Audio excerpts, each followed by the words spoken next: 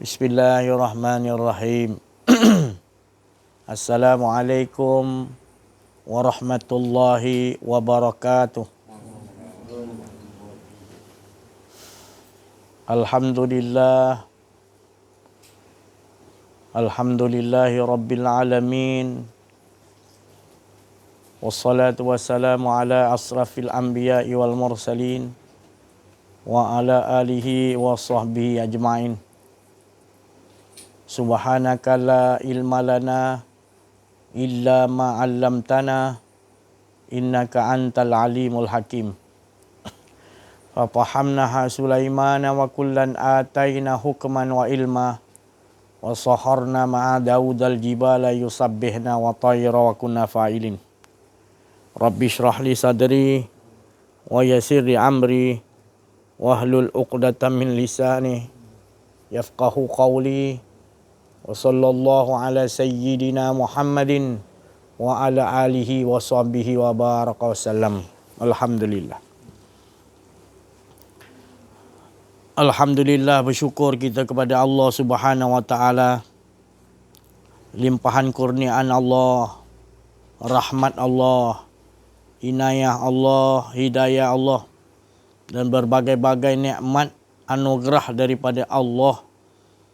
Terutama nikmat iman, nikmat Islam, nikmat ihsan, nikmat dapat mengenal Allah dari sisi Allah hingga kita tidak lagi jahil tentang Allah. Dan nikmat yang paling besar adalah nikmat hidup yang diberikan oleh Allah kepada kita, yang mana hidup yang kita rasakan adalah sebenarnya menceritakan kehidupan keesaan Allah, bukan cerita kita, tapi cerita yang Allah Subhanahu wa taala nak ceritakan tentang sifat-sifat, tentang keakuan diri keesaannya, bukan daripada skrip siapa-siapa, baik bernama manusia, baik bernama jin, baik bernama malaikat, baik bernama apa saja pun yang Allah Ta'ala ciptakan di sekalian alam ini. Semua menyatakan diri Allah, nak mentajalikan dirinya atas setiap sesuatu yang diciptakan oleh Allah yang tidak mampu kita hitung, yang tidak mampu kita bilang, yang di laut, yang di darat, yang di udara, yang di alam-alam yang terlalu banyak sekalian alam ini. Semuanya ada yang Allah ciptakan dan tidak sia-sia. Rabbana ma khalaqta hadza batila subhanaka faqina azabannar. Tidak ada sesuatu yang batil, walaupun halus zarah yang kita tidak ketahui ke mana pergi abuk yang Allah Ta'ala jadikan, pun tidak sia-sia. Yang kita tidak nampak angin tu pun tidak sia-sia Allah jadikan. Semuanya berzikir, semuanya mentaati, semuanya mengesakan Allah. Semua kita tidak tahu cara mereka mengesakan Allah. Nanti kalau saya ceritakan, nanti iblis pun mengesakan Allah, nanti orang cakap saya ni gila. Tapi itulah, nanti bila kita dah betul-betul kenal diri, kenal Allah, baru kita tahu kita ni satu pasukan yang mana sekalian alam ini adalah pasukan kita. Satu pasukan yang mana masing-masing membawa watak wing kanan, wing kiri, barisan tengah, penjaga gol dan banyak watak-watak yang lain. Jadi kita pasukan kita adalah baik iblis, baik malaikat, baik kita satu pasukan. Dan kita satu juga dari satu pencipta. Suhudul wadah fil kasrah, suhudul kasrah bil wadah. Yang satu pada banyak, banyak pada yang satu. Jadi tak ada apa-apa pun pada kita ni. Tidak ada apa-apa pada kita kalau kita dah kenal. Dan semua yang Allah jadi pun tidak ada mempunyai apa-apa kuasa. Bila kita dah kenal diri, kenal. Yang kita nampak sekarang, yang ada pada kita adalah dia, bukannya kita. Dan bukanlah kita bersatu dengan dia. Tak ada istilah bersatu dah. Semuanya adalah kita tidak ada, yang ada hanya Allah. Maka itu kalimah yang kita kena faham. La ilaha illallah. Kena faham betul-betul. Bukan sekadar sebut beratus ribu satu hari. Berpuluh tahun kita rasa kita dah kenal dah. Kita dah faham. Belum. Tak masuk lagi dalam benteng Allah. Semalam dah diceritakan benteng Allah tu bukannya besi tembaga tebal-tebal kita duduk dalam benteng tu. Kita duduk dalam gua tu bukan benteng. Benteng tu huizni tu makna Allah Ta'ala kata engkau tak ada rasa keakuan diri kau. Memang pun kau tak ada nanti. Kalau dah betul kau yakin engkau ni tidak ada, baru betul rupanya engkau tak pernah ada pun. Kita ni memang tak pernah ada. Kita angan-angan aja. Kita mengatakan kita ni bayang-bayang dia. Ada yang empunya bayang-bayang. Yang empunya bayang-bayang tu tak lain adalah dialah Esa. Bayang-bayang tu takkan bergerak kalau yang Tuhan punya bayang-bayang tu yang gerakkan. Jadi kita kena kenal betul-betul. Jangan sampai pula kita dah kenal Allah, kita mengaku kita pula Tuhan. Bukan. Tak ada. Tak merasa ada. Bukan istilah mengaku kita ni Tuhan. Jangan salah faham. Inilah hakikat sebenarnya. Kalau kita mengaku kita ada dua dah. Tak boleh mana ada dua. Tak boleh. La ilaha illallah. Qul huwallahu ahad. Mana ada. Ahad tu dua. Ahad tu tunggal. Yang mengatakan itu bukan kita. Kalau kita yang kata Qul huwallahu ahad, tak betul. Yang kul yang kata siapa? Yang kul dia juga yang kata. Yang berkata pun dia. Dia mengesakan diri dia. Kalau kata kita yang solat, masih lagi kita belum ma'rifatullah. Masih gagal solat kita. Masih solat kita berhayal lagi. Masih solat kita dalam keadaan terumbang-ambing. Kejap ada rasa kita, kejap tidak, kejap melayang ke mana-mana. Masih lagi solat kita, solat orang yang lalai. Solat orang yang masih lagi dalam keadaan azab, rugi. Tertipu, munafik. Solat ni pun boleh kalau tak betul, ada keakuan diri boleh dikategorikan munafik. Bukan saya cakap, Allah bagi tahu. Innal munafiqina yukhadi'una Allah wa huwa khadi'uhum wa iza qamu ila salati kusala. Dia ingat Allah sedikit. Yang lebih tu banyak tak ingat Allah. Itu innal munafiqin. Wa na'udzubillah min zalik. Sebab apa? Dia masih lagi ingatkan yang lain-lain tu lebih banyak. Itu. Mana termasuk juga munafik. Ya Allah. Dalam ayat lain kan fawailul lil musall allazina salatihim celaka. Sebab kita berada dalam keakuan diri. Kita menyembah kepada hawa nafsu. Daripada kita menyembah Allah, kita ada menyembah untuk hak diri kita sendiri. Ya, ada keakuan diri. Jadi macam mana kita nak memproses supaya kita balik pada kesadaran yang sebenar-benar apa yang dijelaskan oleh Nabi-Nabi hingga kepada Nabi kita yang tercinta, kekasih Allah Nabi Muhammad SAW. Beruntungnya kita sebab Nabi Muhammad SAW menjelaskan habis-habis. Tak ada yang tertinggal lah. Sempurna Nabi Muhammad SAW menjelaskan kepada kita bahawa nyata Allah Subhanahu Wa Taala. Bila nyata jelas kita dalam hidup kita hilang keakuan diri kita la ilaha illallah, maka akan kita berada di dalam keadaan yang diamankan oleh Allah. Itu janji Allah. Innallaha la yukhliful sesungguhnya Allah tidak pernah mungkir janji. Benar-benar kita duduk dalam keadaan itu. Sekarang ni terlalu sulit dan terlalu susah. Kita nak mengaji di masjid, di surau, di mana-mana tempat pengajian, susah nak. Ini tinggilah, padahal ni bukan tinggi. Tapi kita dah dimomokkan oleh Yahudi laknatullah. Dia tak mau. Dia tahu iblis ataupun Dajjal, guru dia dah bagi tahu. Jangan kau bagi umat Muhammad itu kenal diri, kenal Allah. Kalau umat Muhammad kenal diri, kenal Allah, kau tak boleh buat apa-apa dengan dia. Sebab dia dah kenal diri, kenal Allah. Dia dah fana. Orang yang ikhlas. Orang yang ikhlas betul-betul. Dia hamba Allah. Allah Ta'ala sendiri bagi tahu kau tak boleh buat apa-apa dengan dia, wahai iblis. Apatah lagi kuncu-kuncu iblis. Iblis pun tak boleh buat apa dengan dia. Jejak langkah kita pun iblis malas nak lalu. Panas. Ini pun iblis kita panggil duduk sekali pun tak nak dia. Tak mau dia dengar. Pasal Dia tak mampu. Dia kerja dia nak menghasut kita supaya lalai pada Allah. Bila kita ajakkan kefahaman ni, dia tak nak, dia sombong, dia lari. Kuncu-kuncu dia lari. Maka itu dalam majlis ni, malaikat tanazzalul malaikatu war ruh ufiha biizni rabbihim min kulli am. Maka turunlah malaikat dan roh-roh suci datang ke majlis ni.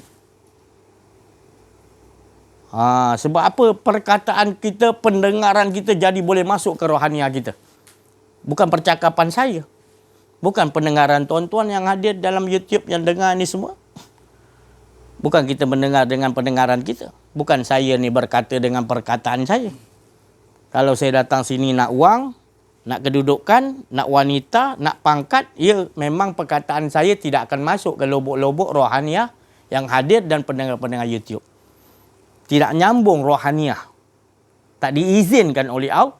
Walau kita perkataan kita gunakan Al-Quran 30 juzuk, hadis beribu-ribu dalam kita punya talk, tapi tetap Allah tak bagi simpan dalam rohaniah kita. Sebab kita datang sini semata-mata ada kepentingan selain Allah. Maka orang kata, mengapa si Ajis ni, dia talk ni tak ada cerita lain. Tak ada hadis pun, tak ada ayat Quran pun, dia bukan boleh pandai baca Quran pun, dia tak pandai pun hadis pun, dia tak belajar mana-mana pun. Tapi bila kita dengar tu syok, dengar syok.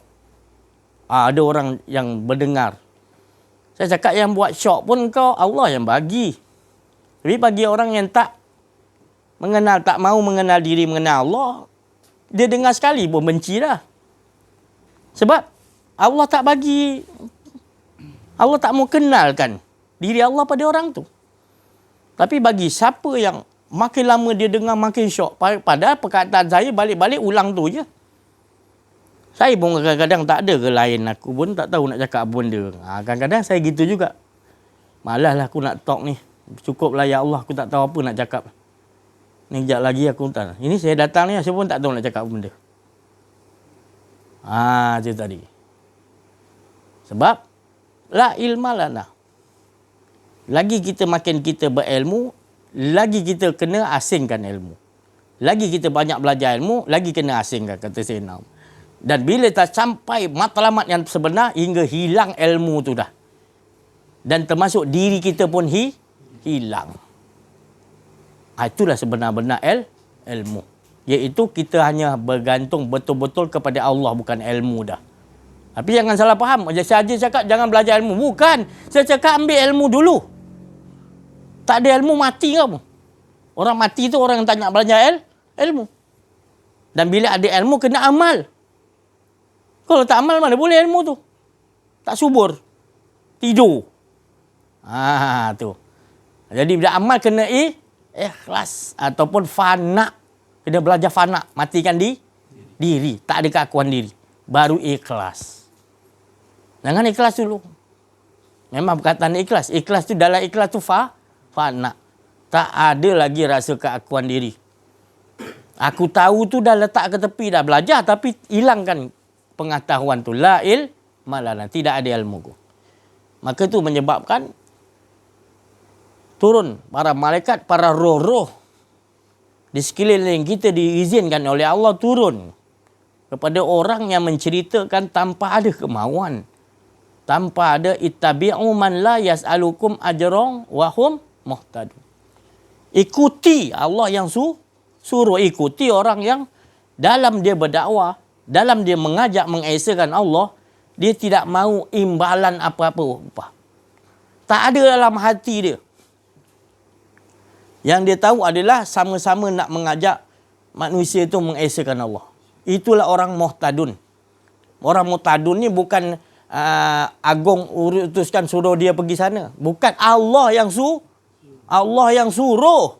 Bukan saya ni. Si Ajis ni tak payahlah. Dia bukan ada belajar universiti. Dia belakang ada diploma ke master ke apa. Siapa guru dia ni?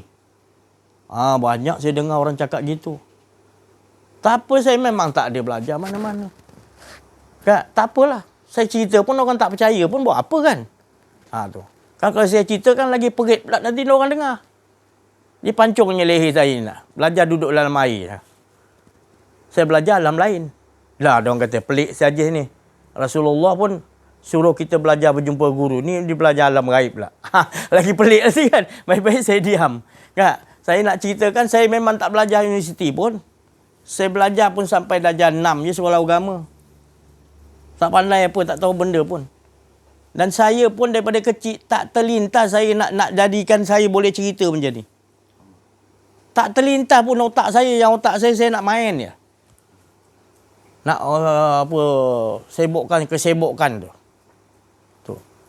Sampailah umur saya kena sakit kuat. 6 bulan saya koma. Waktu tu barulah saya mimpi saya dapat. Maknanya sudahlah tu. Saya mimpi satu orang tua kan, suruh belajar. Itulah saya belajar, itulah. Tak adalah saya belajar. Saya belajar pun seorang-seorang. Itu pun saya nak belajar pun.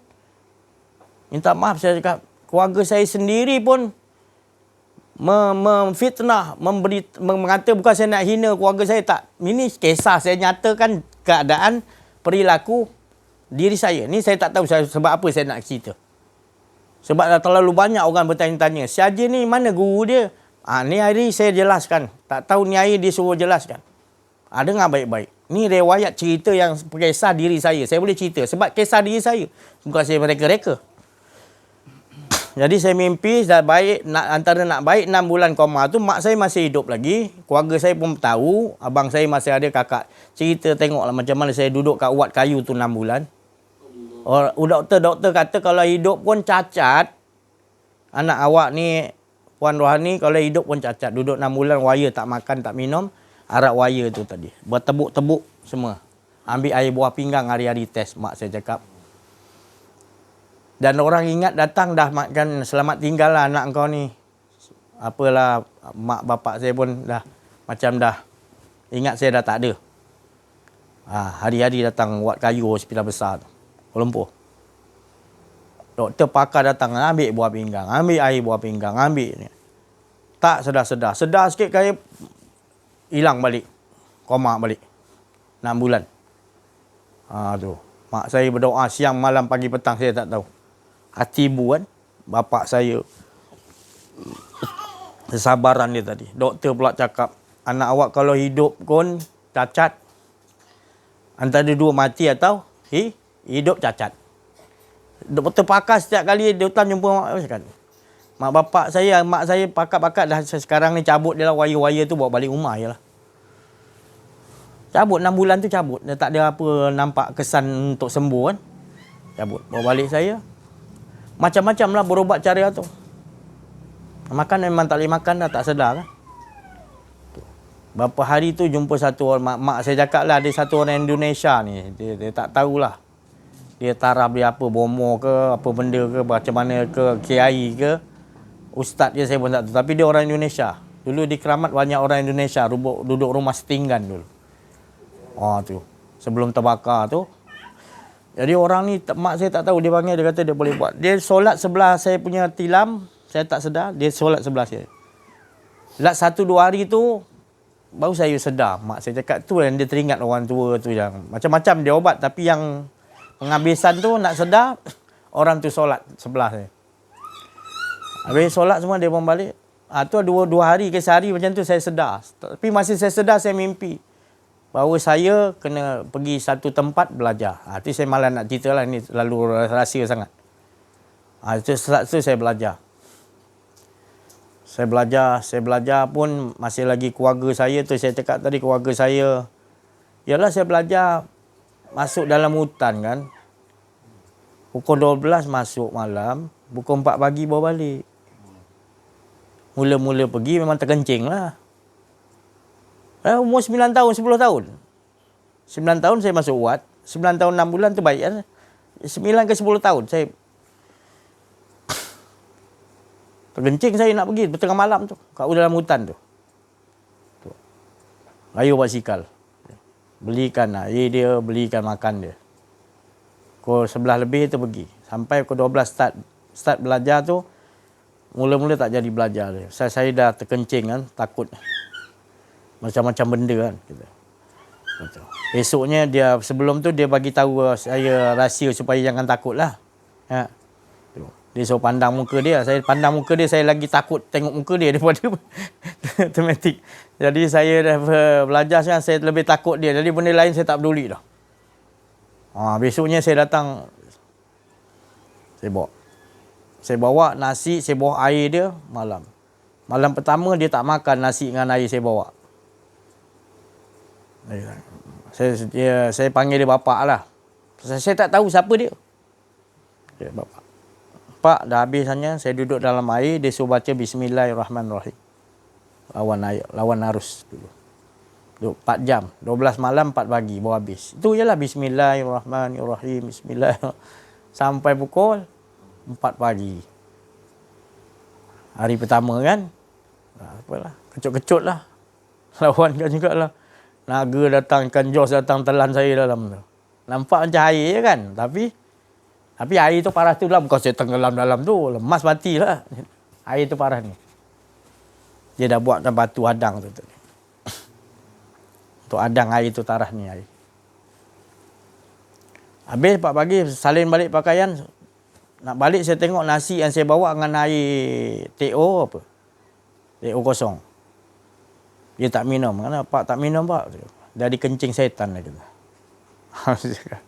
Saya kata, mana ada kencing setan Pak saya bawa? Tak nampak pun setan kencing dia. Di wayar-wayar ni, dia kata ada setan. Macam monyet dia panjang. Kita tak nampak. Kalau tak belajar kenal diri, kenal Allah, memang kita tak nampak. Dia balang kat wayar-wayar ni, dia kencing kan. Kalau kita tak berzikir, makanan yang kita datang nak bagi siapa makan anak ke, kita nak makan, kita bungkus kan. Elok, zikir. Tak zikir, kita berhenti kat traffic light, tet dia kencing, kita tak sedar. Maka tu disuruh bismillah ke selawat je. Besok saya bawa lah. Rupanya dia tahu saya pun takut, jadi bismillah tu hilang lah takut saya. Panjang bawa, saya bismillah. Besoknya baru saya tengok dia makan. Maknanya tak ada lah benda tu. Saya tak nampak dia makan, maknanya makanan yang saya bawa tu tak ada. Hari pertama tu dia tak makan. Tu nak cerita, kita belajar menerusi dia bersihkan dulu. Bukan belajar mengambil ilmu dulu. Tapi jangan ikut saya. Maknanya saya dah terbiasa belajar macam tu. Jadi bukan saya cakap orang yang belajar ke sekolah, universiti, ambil PhD itu tak betul. Tu jalan posisi yang Allah bagi pada kamu, gitu teruskan. Tapi salah satu Allah bagi jalan kepada saya. Janganlah pertikaikan. Saya tak pertikaikan orang lain punya pun. Dan itu yang mampu saya, perjalanan yang dibagi Allah. Jangan disuruh pula saya pergi belajar universiti, belajarlah jumpa apa. Saya tak boleh. Saya dah diatur begitu. Dan kalian kalau dah dapat cara begitu, saya setuju teruskan. Ikut posisi masing-masing, yang penting kita ngajak manusia mengesahkan Allah. Ini dia kata saya gini, kata gini, keluarga saya cakap gini, saya belajar dengan jin, saya belajar dengan ratu jin, macam-macam. Sebab guru saya pesan tidak boleh bawa seorang pun. Saya bawa mak bapak saya bawa kawan baik saya, tak jumpa jalan pergi tempat tu. Bila saya datang seorang baru jumpa. Ini yang tadi yang berlaku ni, saya nak ceritakan sedikit-sedikit. Biar faham perjalanan. Jangan nyalahi perjalanan yang Allah dah bagi. Saya bukan nak jadi begitu pun. Saya pun tak nak jadi ini saya bukan penceramah. Saya dah cakap, saya bukan ustaz. Saya bukan kiai. Saya bukan mursyid. Saya bukan wali Allah. Jangan pandang saya lebih-lebih. Saya nak jadi hamba Allah. Kita semua hamba Allah. Tapi jadi hamba Allah yang sebenar. Kesucian dulu. Manusia memanusiakan manusia. Kita manusia tapi belum jadi manusia yang sebenar-benar manusia lagi. Kalau kita tak kenal diri. Bila manusia dah kenal diri dia manusia, baru dinamakan insan. Selagi manusia tak kenal dia manusia, apa itu manusia, dia belum bernama insan. Kerana bersifat binatang. Bersifat haiwan. Masih. Ilmunya banyak, ilmu hadis, ilmu Quran, tapi manusianya bersifat nafsul haiwan, asu amarah, nafsu masih mutmainah. Masih main-main dengan Allah Ta'ala lagi. Masih nak ngaku ada keakuan diri lagi. Itu tadi. Inilah proses yang kita kena alami je. Saya mengalami yang tu tadi. Bukan saya cakap saya ni bersih. Proses dia Allah bagi pada saya begitu. Dicuci dulu, dibersihkan dulu dalam dalaman. Tak ngambil luar dulu. Orang lain luar dulu. Tak apa, bagus. Lepas tu ambil dalam lah. Saya dalam dulu. Dan luar tu datang. Bukan kata saya hebat. Dia di dalam dulu. Wa fi anfusikum afala tubsirun. Lihat dulu dalam dulu. Jadi saya dah terbiasa gitu. Dah dicuci dalam tu dengan dalam duduk ilmu saya nak dapat pun air dulu. Pembersihan dulu. Luar dan dalam. Dalam dan luar. Hingga tak ada di luar, tak ada di dalam. Apa tu tak ada di luar, tak ada di dalam? Memang kita ni tak ada, yang ada hanya di dia. Allah tu tak ada di luar, tak ada di dalam. Tapi dia meliputi lah. Atas di luar dan di dalam dia meliputi. Tak payah carilah. Dah luar dan dalam dia meliputi, nak cari apa? Terang benderang. Jadi itu kehidupan sedikit sebanyak yang saya nak ceritakan. Yang diorang cakap kenapa bila saya cakap ni ulang-ulang tu je tapi diorang rasa seronok. Saya tak tahu. Sebab setiap kali saya nak berkata bukan perkataan saya. Saya cukup takut nak mereka satu saya nak sebut dalam talk ni. Satu pun saya nak saya takut. Sebab saya mendahului seolah-olah saya tahu apa nak talk sekejap lagi. Saya takut. Itu cara saya punya yang diatur oleh Allah Ta'ala. Saya takut. Bukan saya reka-reka, bukan. Ini apa saja yang Allah Ta'ala mana anzala ala abdihil kitaba walam yaj'al lahu. Saya dah terdidik Allah Ta'ala, apa saja yang diturun saya tahu itu daripada dia dan tak pernah bengkok pun. Tak pernah salah. Dan sekalian alam mengatakan tak betul pun saya tak heran. Yang penting saya tahu saya bercakap bukan atas kemauan diriku. Buat kata Nabi Khidir dengan Nabi Musa, aku buat sesuatu, aku lubangkan perahu, aku sembelih anak yang kecil, bunuh, dan aku naikkan tembok yang mana orang kampung boleh aku minta upah, tapi aku tak minta upah. Itu semua bukan atas kemauanku. Sebab kita dah memandang kepada ke depan. Apa ke depan kita? Tetap ke depan kita, sesaat ke depan tetap kita akan pegang hanya Allah. Bagi saya adalah malapetaka yang besar ataupun musibah yang paling besar adalah kita tak merasakan Allah. Dan juga malapetaka besar itu adalah bila ada kita keakuan diri, itu malapetaka besar. Walaupun ilmu kau, Quran kau hafal, kau faham, engkau ada hadis yang banyak, minta maaf, tapi engkau ada keakuan diri, engkau menghadapi satu musibah yang besar. Sebab engkau tak tahu dalaman itu Allah memandang takwa. Takwa tu di dalam. Ya, daripada takwa tu keluar ayat-ayat Quran yang mengajak takwa tu ajak mengesakan Allah. Semua ayat Quran 6,300, ada orang kata 6,500. Berapa ustaz yang tepat ya? Lebih kurang 6,000 lebih lah kan. Yang pentingnya 6,000 lebih lah. Semuanya ayat-ayat tu ngala je mengesakan Allah. Tak ada satu pun. Sebutkanlah apa pun ayat apa. Semua nak ngajak mengesakan Allah. Tak ada satu ayat pun yang mengatakan tidak mengesakan Allah. Tu tadi. Itu ayat Quran Itu ayat Quran aja. 6,600, ada yang kata 6,300. Senanglah 6,500 lah senang ayat Quran tu. Maka tu ayat Quran. Belum kalimat Rabbi. Kalimat Rabbi lagi banyak. Semua kalimat Rabbi mengajak kepada kalimat Kudus, dan kalimat Kudus tak lain mengajak kalimat mengesakan ilahun wahid. Jadi sebenarnya setiap perkataan-perkataan kita adalah kalimat-kalimat Rabbi. Bila kita kenal diri, kenal Allah. Kita takut nak merasa itu kalimat kita maka akan datanglah kalimat Rabbi. Tapi kalau kita nak mengatakan tu tadi kita tak kenal diri, tak kenal Allah, maka dia pergi ke kiri, kita akan tukarkan, kita mengaku tu kalimat-kalimat kita.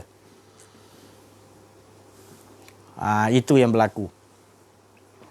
Kita tengok dialog antara Allah SWT dengan malaikat.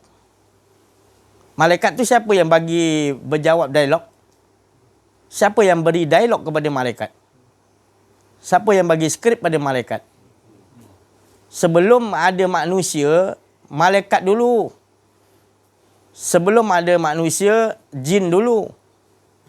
Dan jin belum ada, malaikat sudah ada dulu. Sebelum malaikat ada, Nur Muhammad ada dulu. Dan Nur Muhammad tak lain daripada Nur Zat Allah Subhanahu Wa Taala. Jadi siapa yang punya cerita semua tu? Siapa punya cerita?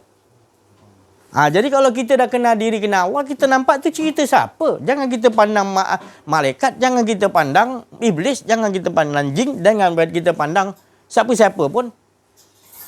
Kita pandang skrip yang dibawa oleh Namrud, skrip yang dibawa oleh Fir'aun, skrip yang dibawa Ya'juj Ma'juj, skrip yang dibawa Dajjal, skrip yang dibawa para nabi, para rasul, skrip siapa tu? Ada kita nak nampak yang lain lagi tak? Bahagia, tenang tak kita? Bila kita tahu tu semua daripada Allah semua. Masalah kita tak pandang situ, kita pandang dengan penglihatan hawa nafsu. Maka itu kita berbalah-balah dengan Allah Ta'ala punya Rabbana ma khalaqta hadza batila. Yang Allah Ta'ala kata aku tak sia-sia jadikan. Jadi kita nampak sia-sia sebab seolah-olah mengapa kau jadikan iblis ya Allah? Mengapa kau jadikan Fir'aun ya Allah? Menyusahkan Dajjal ni, Ya'juj Ma'juj. Menyusahkan ya Allah. Kita mempertikaikan sesuatu yang Allah Ta'ala skripkan semuanya tidak sia-sia. Khalaqta hadza batila. Khalaqta, penciptaanku tidak ada yang batil, tidak ada yang tak betul. Semuanya aku tak panggil orang cerdik pandai untuk kumpul aku nak ciptakan ni, tak payah. Aku nak cipta cacing pun dia tak payah panggil orang cerdik pandai. Aku terus ciptakan. Dan aku terus tahu watak dia cacing tu. Siang terbit fajar, subhanallah walhamdulillah wala ilaha illallah wallahu akbar wala haula wala quwata illa billah. Sampai nak menjelang nak malam, dia tukar Allahumma salli ala sayyidina Muhammad. Hari-hari begitu. Menjelang nak siang dia, subhanallah. Kita nampak macam apalah kau guna cacing. Jangan. Jangan. Itu tadi. Ciptaan Allah tak ada yang batil. Semuanya Allah ciptakan tidak sia-sia. Tidak sia-sia. Kita nak duduk situ supaya kita di dunia lagi merasa aman dengan benteng Allah ni, benteng Allah. Iaitu tak ada keakuan diri. Bila masuk keakuan diri, nafsu masuk, mulalah. Mentikailah kita. Jadi itu orang mengatakan. Di mana cara saya belajar yang sampai manusia bila saya cakap dia tadi, walaupun saya ulang-ulang, mereka dengar tu lain. Saya balik-balik tu ya, kenal diri, kenal Allah, buang keakuan diri. Saya tu ulang-ulang tu ya. Tapi mereka yang dengar, yang dalam YouTube tu, mengapa kami dengar lain datang lain lah. Itu saya tak tahu. Sebab saya menyampaikan bukan atas kemauan diri saya. Saya bercakap atas apa yang telah illa ma'alam, apa yang Allah Ta'ala. Dan siapa yang mendengar dengan pendengaran Allah dan dia tidak nampak saya, dia tahu kalam ni kalam Allah dan dia mendengar dengan pendengaran Allah, dapatlah rohaniah dia, melekatlah. Untunglah dia. Dia langsung. Telefon saya, ada yang mesej saya, ada yang rekod. Tuan share ni macam-macam lah. Share ni tarah wali. Jangan. Awak sekarang ni, boleh tak saya nak bai'ah dengan saya boleh tak datang? Boleh tak saya ni nak minta nombor telefon saya nak berhubung langsung. Dia minta dengan jemaah-jemaah saya. Saya cakap jangan bagi. Cakap tapis dulu betul-betul. Ya, tapis betul. Saya bukanlah saya nak jual mahal, bukan saya tak nak menerima orang menjadi apa. Saya nak cari yang kualiti betul-betul. Bagi saya tak perlu ramai. Bagi saya betul-betul orang yang betul-betul ikhlas nakkan Allah. Bukan nak jual apa, macam nak jual ubat, nak apa, jual cerita, saya tak nak. Harus dipraktiskan dalam kehidupan kita, amaliah. Memerlukan betul-betul, ini kalau bukan nampak macam mudah, ni perjuangan dia keliling kita, hentam kita. Keliling. Atas bawah depan belakang. Luar dalam. Betul-betul diuji, tahan ke tak tahan. Saya ingat saya belajar dulu tak tahan lah duduk dalam air. Dah habis belajar, dah dibai'ah dengan Rasulullah SAW langsung. Kan? Dia punya datang.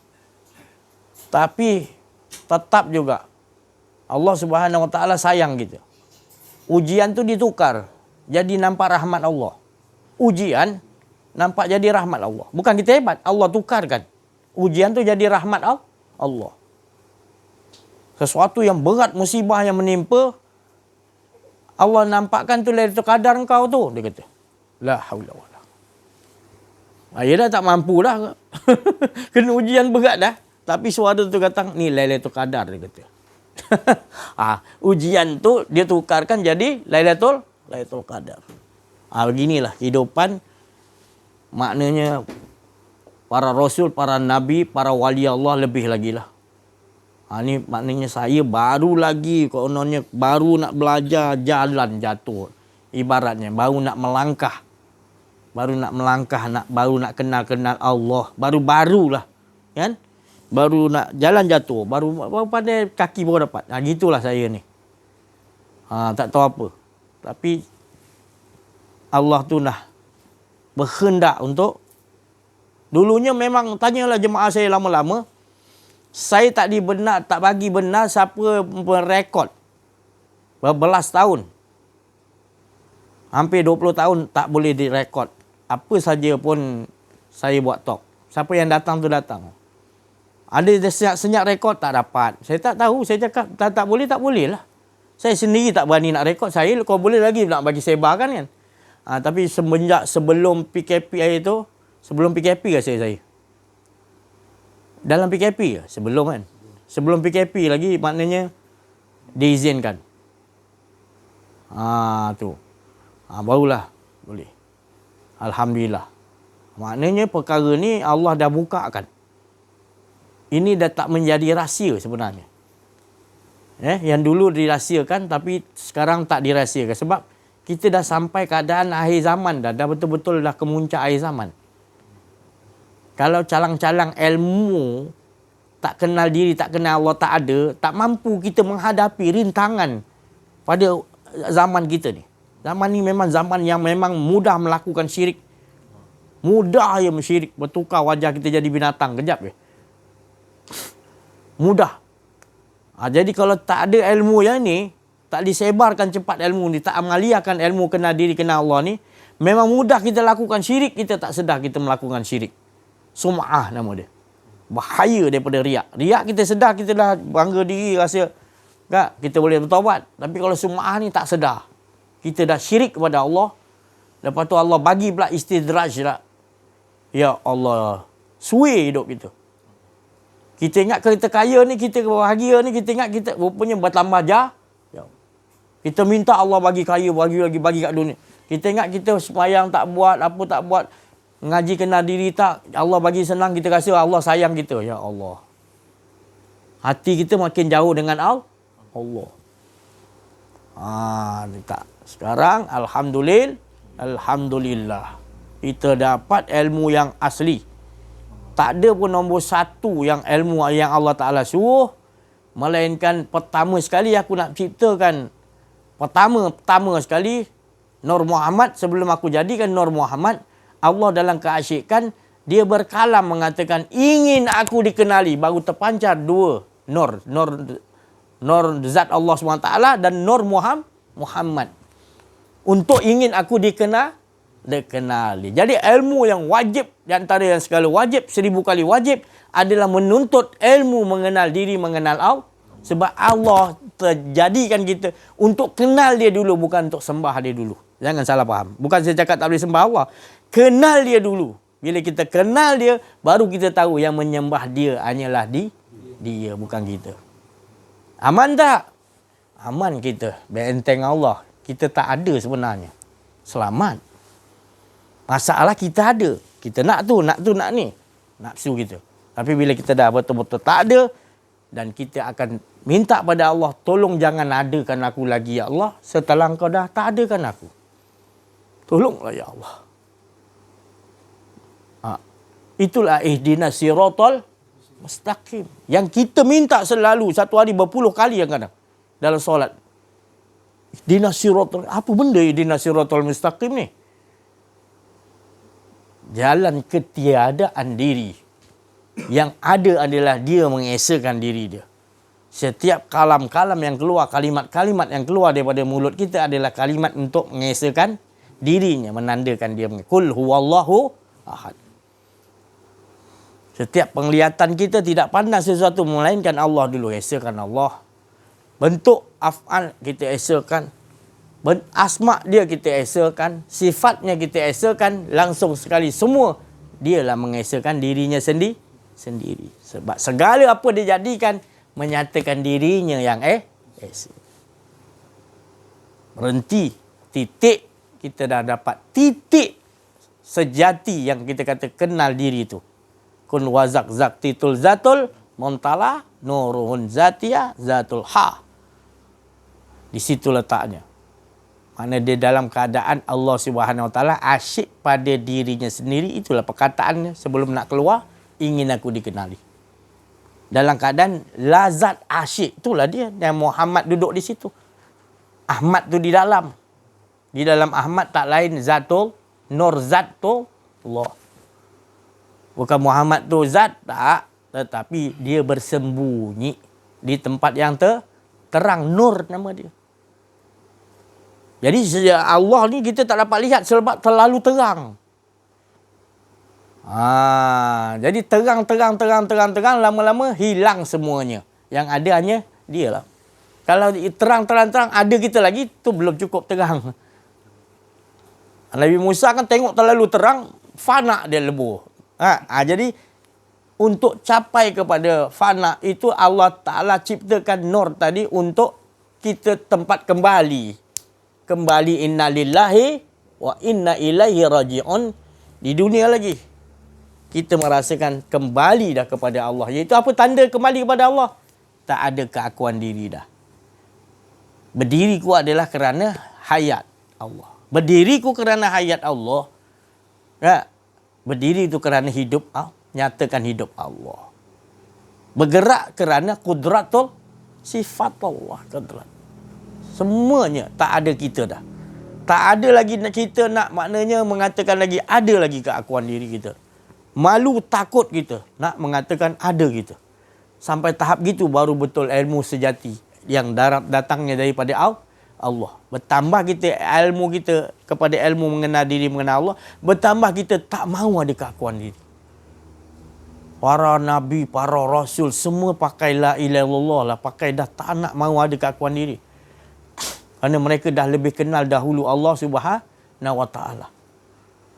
Mereka dapat ni dulu. Baru ilmu-ilmu lain datang. Tapi kita pergi ambil ilmu yang lain dulu. Sedangkan yang ini ibu dia, iaitu ahad mengesahkan Allah, kita tak kenal. Maka akan lebih banyak datang keburukan. Itu tadi. Maka itu kita kena faham. Siapa yang dah belajar tinggi-tinggi itu bagus. Tapi ambil ilmu ni. Kalau tidak, ilmu kita takkan bagi manfaat pada kita. Sebab ilmu yang datang daripada makhluk dah. Takkan beri manfaat. Tapi ilmu yang datang daripada dia langsung pada Allah. Pada Allah terus sampaikan. Itu yang maknanya bermanfaat. Sebab bukan kita merasa kita yang memiliki ilmu. Saya tak ada. Saya kosongkan, lenyapkan, hilangkan betul-betul baru. Saya tak ada fikir di luar tadi apa saya nak cakap. Tadi saya berbelanja. Ilmu tu mudah je. Ni saya ceritakan pengalaman hidup saya hari ni je. Kalau saya ceritakan ilmu yang Allah bagi hari ni, sebulan pun tak habis saya nak ceritakan ni. Tapi cukup tadi istighfar a'udzubillah je tadi. Pergi supermarket Giant tu a'udzubillah je tadi. A'udzubillah kita berlindung dengan Allah tu macam mana? Allah sini kita lindung belakang Allah ke? Apa dia kata? A'udzubillahi minasyaitani. Kita nak rejam pula syaitan lagi. Rejam ke? Rajim tu apa Ustaz? Rejam. Siapa yang nak rejam? Kita ada rejam dia ke apa? A'udzubillahi minasyaitani rajim. Siapa boleh tafsirkan? Jadi apa yang sebenarnya kita nak berlindung? Macam mana cara berlindung? Kita selalu ambil, lepas tu kita macam rasa, kita belajar ayat ni dulu, syariat dulu. Sampai ke mati tak belajar pun hakikatnya. Betul? Dah kita tak dapat merasakan Allah SWT tu. A'udzubillah tu kita nak merasakan yang ada tu hanya Allah. Tak ada keakuan diri. Baru dah dapat kita berlindung. Tak? Barulah kita sebut tu syaitan pun lari. Ini kita baca 1000 kali, syaitan tak lari lagi. Kita tak faham kita baca. Ini kalau kita faham, kita tak baca, kita diam je. Kita hilangkan diri kita. Takut dia dah. Tu. Ini pengalaman saya. Ada satu tempat pengajian tu. Di tempat saya. Jadi satu kelas tu kena histeria. Satu kelas kena histeria. Hari Jumaat. Tak pergilah solat Jumaat. Ustaz-ustaz dia semua dah ingat dalam tu. Dah dekat nak orang nak apa dah. Nak azan dah Jumaat. Nak settlekan satu kelas tu perempuan tu semua kena histeria.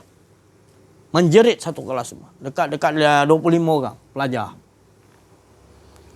Kebetulan kawan saya tu dia pun salah seorang dia punya ustaz juga yang mengajar dalam tu. Dia dah panggil macam-macam orang dah. Yang tak Arab macam-macam hafiz Quran tak habis orang baca dah. Makin riuh lagi. Jadi dah kebingungan. Orang nak azan Jumaat dah. Takkan nak ditinggalkan pelajar wanita yang histeria ni. Ustaz-ustaz tu duk tunggu lagi tu. Baca lagi. Habis ayat Quran dah dibaca. Minta maaf dah. Baca doa Nabi dah macam-macam dah. Termasuk doa Fir'aun pun masuk juga. Tak selesai juga. Tak? Maka teringat dia pada saya. Dia telefon saya. Kenapa ni? Ustaz, kenapa Ustaz? Minta tolonglah Ustaz, tolonglah. Kerana ustaz-ustaz sana ada baca apa? Tak ada orang dah baca macam-macam tak hilang. Ni orang nak solat Jumaat ni nak apa?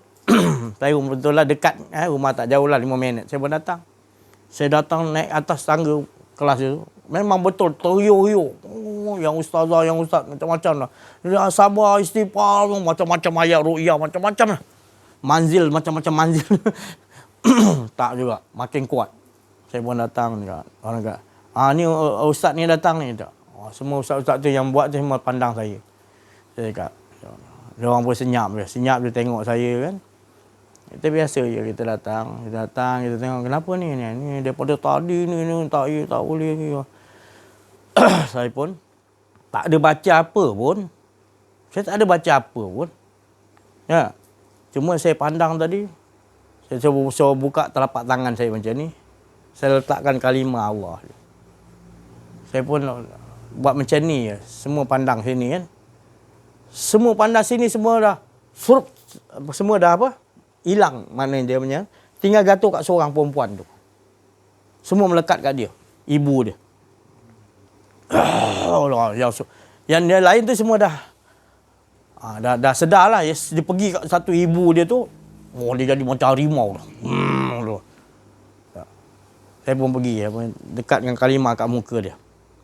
Dekat kalimah, tarik. Saya dengar, tarik. Saya pun tak ada baca apa, tarik. Saya tarik lah. Saya tarik. Terasa lah macam tali tu. Naik ke atas, saya tarik. Dia pun macam ni. Insan kan, baca istighfar, baca ayat kursi, apa semua dia orang cakap. Saya pun nak balik, dia orang tanya. Baca apa? Tak tahu, saya tak ada baca apa juga. Saya cakap. Itu saya cakap tadi. Bukan nak saya cakap saya hebat. Tidak. Kalau kita betul-betul dengan Allah yang kita pegang. Dengan betul-betul. Cukup kita tulis kalimah Allah tu aja. Ataupun kalau dia kata huruf alif lah saya buat. Kita jangan bergantung pada ayat Quran dulu. Kita kena hikmah. Kena Allah dulu. Kerana Quran tu ada hikmah dia. Hikmah dia adalah bergantung kepada Allah. Bukan bergantung pada Quran. Jangan salah faham pula orang kata, si Haji tak bagi baca Quran. La ilaha illallah. Maksud saya, kau baca Quran tapi jangan bergantung kepada Quran. Bergantung kepada Allah, hikmah tu. Yasin wal Quranil hakim. Hakim tu apa? Demi Quran yang mempunyai hak, iaitu hakim. Ini adalah Allah yang menentukan kau nak baca ayat apa. Huruf apa yang kau perlu baca, Allah yang bagi kau faham. Jadi kalau orang dah pegang situ, dia baca Quran lagi best. Lagi kau ustaz, lagi kau PhD, bila kau faham, kau gantung pada Allah, lagi best dipecahkan lagi ayat Quran tu tadi. Lagi kau baca Quran, nahu, saraf, apa semua. Kau pegang pada Allah, lagi cantik kupasan yang kau dapat. Langsung daripada Allah. Kalau kupasan-kupasan daripada makhluk Allah, itu biasa. Tapi ini kau langsung untuk yang terkini punya. Mungkin daripada penafsiran ni orang di zaman dia. Bukan saya kata betul. Tapi bagi kita ni, kita kena langsung pada Allah. Sekarang ni macam mana nak dipakaikan? Ni tinggal Syria ni nak dipakai apa? Kita nampak ayat Quran dulu ke ataupun Allah dulu? Mana kita nak pakai dulu? Kita pergi kedai restoran, kita tak tahu nak minum apa. Adakah datang daripada yang lain, Digi Celcom ke yang bagi tahu Milo ke Apple ke? Tak ada, tetap juga Allah yang bagi tahu dulu, betul? Itu siapa yang bagi tahu tu? Jadi kita tak, alhamdulillah, tak berterima kasih. Itu datang kepada Allah tu. Tapi kita kata, tak tahu mana boleh kita langsung pada Allah, yang boleh Nabi je. La haula wala. Allah tu boleh muliakan binatang. Lebah. Manusia lebih lah lagi. Aku mewahyukan pada lebah supaya mengambil saripati di mana-mana. Allah yang suruh, betul? Hujan nak turun aja Nabi buka kopiah dia, Nabi pergi titis. Kenapa? Hujan tu turun sebab Allah suruh. Air tu turun, Allah yang suruh. Jadi biar Allah suruh tu kena kat kepala aku dulu. Nabi kata. Mulia tak air hujan tu? Kalau air hujan, kalau binatang, lebah tu mulia, kita lagi mulia tak? Kita lagi mulia. Mengapa kita tak alhamdulillah? Maka tu Allah kata alhamdulillahillazi anzala ala abdihil kitaba walam yajal. Kita kena pegang itu, bukan baca je. Kita kena pegang yang turun pada kita 24 jam tu, nak makan apa, nak duduk mana, sini 24 jam ni, kan? Itu semua daripada siapa tu? Ucap dulu alhamdulillah. Nak minum air tebu, alhamdulillah ya Allah, kau bagi nak air tebu. Kau yang nak bagi rasa ni. Baru cari air tebu. Ini kita tak terima kasih pada Allah. Terus kita dah hirup, kenyang. Maka itu kita tak nampak itu datang daripada abdihi kitab. Maka itu kita tak hargai sesuatu yang 24 jam yang turun naik nafas kita. Turun membawa wahyu daripada Allah untuk mengesahkan Allah. Naik bawa tugas, ngambil tugas. Apa tugas kita nak ambil? Pulang pada Allah. Supaya bawa nak mengesahkan Allah. Nafas kita naik turun. Tak ada kerja lain kita. Mengesahkan Allah. Itu yang manis, tiada apa. Itulah kerjanya, menunjukkan, nyatakan diriku tu sentiasa mengesahkan diri. Itulah hidup kita ni. Jadi alhamdulillah. Bila kita dapat duduk aja, dengar ya, talk satu kali talk ni tadi, hati kita dah rasa rindu kepada Allah. Sebab kita tahu 24 jam Allah sayang kita. Tak pernah tinggalkan kita. Tak pernah berpaling pada kita. Bila kita belajar kenal diri, kenal Allah. Ya Allah. Maka tu dia kata, iyyaka na'budu wa iyyaka nasta'in. Sebab apa? Kepada engkau lah sentiasa engkau menyembahku. Sentiasalah engkau tadi memohon meminta pertolongan kepada Allah. Sentiasa. Betul lah. Itulah. Bila kita dah kenal, kita tak mau bergantung pada yang lain selain Allah. Betul lah. Iyyaka na'budu wa iyyaka nasta'in. Tafsiran kita dah jadi lain. Salah ke? Tak salah. Tafsiran kita dah tafsiran batinnya tadi. Iaitu hakikat iyyaka na'budu wa iyyaka nasta'in. Dialah. Tak ada lain. Dialah yang ada. Dialah yang menyembah dirinya dan dialah yang menyusun Segala baik atau buruk tu semua. Mohon pertolongan tadi. Pertolongan tu apa? Tak nak yang buruk, nak yang baik. Bukan. Baik, buruk kita boleh terima. Itulah pertolongan Allah kita dapat. Baik dan buruk kita ridha. Sebab itu susunan dia cantik. Kalau dia bagi baik, tak sedar diri kita. Baik, tak sedar diri kita. Jadi sekali dah baik sangat, supaya dia ingat, dia bagi sikit teguran sikit. Supaya kita, dia usik-usik supaya teringat, tersentuh balik pada gitu. Allah SWT sayang, dia tahu nak atur. Kita ni projek Allah Ta'ala. Kereta Jepun tu, kalau dia ciptakan Honda tu, dia kalau sakit, foreman Honda tu yang tahu repair. Kita ni manusia, kalau kita apa masalah sekarang ni, sikit kecil atau besar apa pun, kita kena dengan dia yang tahu baiki kita. Jangan kita cari yang lain. Tu. Cukup saya rasa cukup sampai sini dulu, insya-Allah. Banyak sangat. Insya-Allah. Cukup sikit-sikit. Ada rasa asyik kita dengan Allah. Cukup bagi minta pencerahan daripada Ustaz Azhar ni. Latihan dan lain-lain, insya-Allah. Berada dalam majlis yang sudah pastinya merupakan taman-taman syurga, yang sudah pastinya adalah merupakan taman-taman syurga di atas muka bumi ini. Sudah pasti kerana apa? Kerana Allah yang kata, bila kita berada dalam majlis zikrullah, majlis ilmu yang diredai oleh Allah, majlis ilmu yang dihadiri redha Allah, maka dia adalah merupakan taman-taman syurga. Bukan kita kata, tapi Allah kata. Bila kata syurga itu, mana syurga dia? Mana syurga dia? Mana syurga dia? Mana dia punya syurga? Mana bidadari dia? Mana makanan-makanan syurga? Mana bau-bauan daripada syurga? Tidak ada jalan lain melainkan kita kena gulung. Gulung. Alam nyata ni gulung. Bila gulung, bau kelih. Bau kelih malaikat. Oh, kelih tu malaikat memayungkan sayap dia. Bau kelih. Ikan-ikan di lautan tu yang dikatakan oleh hadis dalam Sahih Bukhari tu mentasbihkan, memberikan tasbih, memberikan salam kepada orang yang berada di dalam majlis ilmu. Tapi kalau kita tak gulung, kita tak fana, kita tak musnahkan semua yang ada alam maya ni, alam fana ni, alam yang bakal fana ni, maka kita takkan nampak. Kita takkan nampak. Tapi tak apa, Allah Ta'ala kata tak nampak pun tak apa. Tak nampak pun tak apa.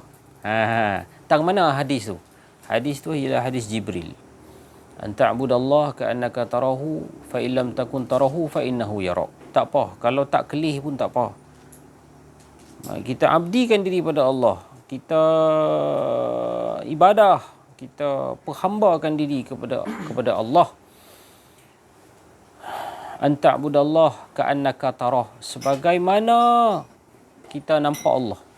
Fa illam takun tarahu, jikalau kita gagal nampak dia, fa innahu yarak, cukup kita yakin, kita beriman dia sedang melihat kita.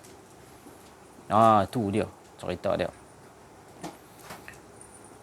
Jadi Allahumma salli ala sayyidina Muhammad. Demikianlah apa yang dikatakan oleh para guru arif billah.